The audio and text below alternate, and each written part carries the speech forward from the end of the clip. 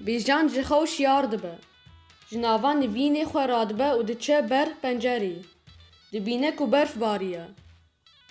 Berfeka spî û dela seranzerê erdê girtiye. Berfa ewila salê ye. Berf bi şev bariye û kifşek û paşî sekiniye. Zehf kêfa pêjanê tê. Lewre bêjan pir ji berfê hez dike. Diçe ji diya xwe re dibêje, dayê, berf bariye, erd spî bûye. Ez bêjim herim derve ji xwe re hinek bi berfê bilîzim? Diya wê jê re dibêje, keça min a delal. Ka em taştiya xwe bixwin, paşî here derve. Tu çi lez dikî? Bêjan bi xeberî diya xwe dike. Bi dê û bavê xwe re rûdine ser taştê.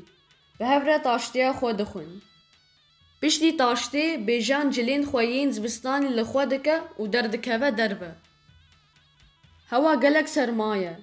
Lepkên xwe ji bêrîka xwe derdixe û dixe destê xwe. Pişt re hinek berf dixe destê xwe dike gulûmîçk.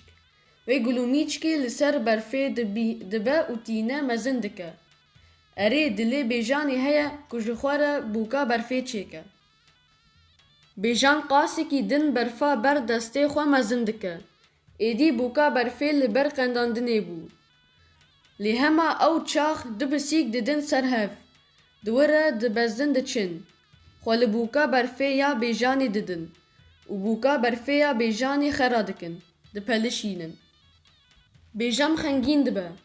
Bûka ew qespê re mijûliyê xwe kiribû û anîbû ber qendandinê. Xera dibe. Bêjan nizane çi bike. Gelo dîsa rahêje û çêke yan hema wisa bihêle û here. Du dilî bibû. Wê gavê mem, Mîrza û delal derdikevin tên.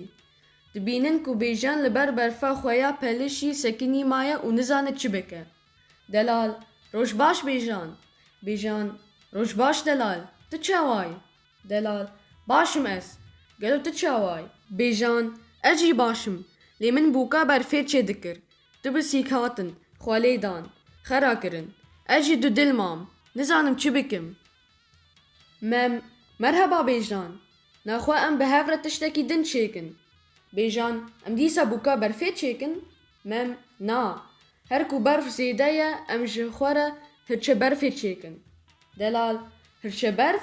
Mem, erê, ji berfê em ji xwe re hirçek çêkin.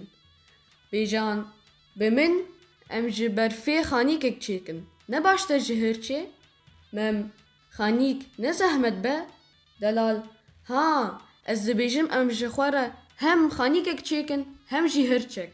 Mem, çawa? Delal, tu hirçek çêke, bila hirçekî piçûk be. Ez û bêjan jî xanîkek çêkin.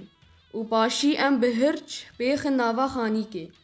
Her sê jî vê fikir qebûl dikin.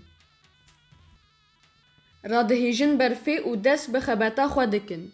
Mem hingî bejna xwe hirçekî çê dike. Lê bêjan û delal hêj dîwarê xanîk xelas nekirine. Sê taqên dîwar rakirine lê banê wî çê nekirine. Bêjan, mem, me dîwarên xanîk xelas kir. Lê ji bo em ban çêkin, ji me re hinek darik û neylon divên.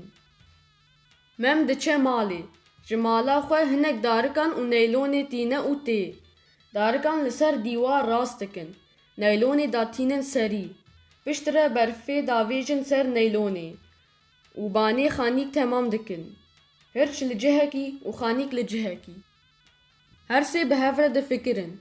Ka dê çawa hirç bêxin binê banê xanîk? Mem, ez dibêjim em bi hirç bigirin. Rakin û bêxin binê ban? Bêjan, hirç giran e.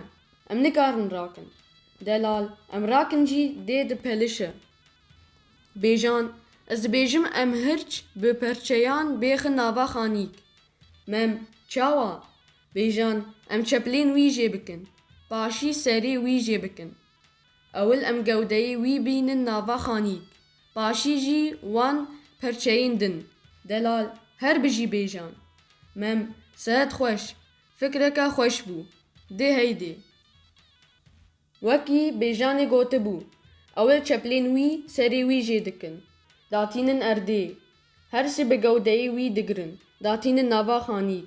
Di nava xanîk de jî çeplên wî tev pê ve datînin. داوی جی سری وی داتینن سر گودهی وی و به وی آوی هرچه خو دیخن ناوا خانیکی خو به وی کاری خو هر سه جی کیف خوش دبن و ودگرن مالا خو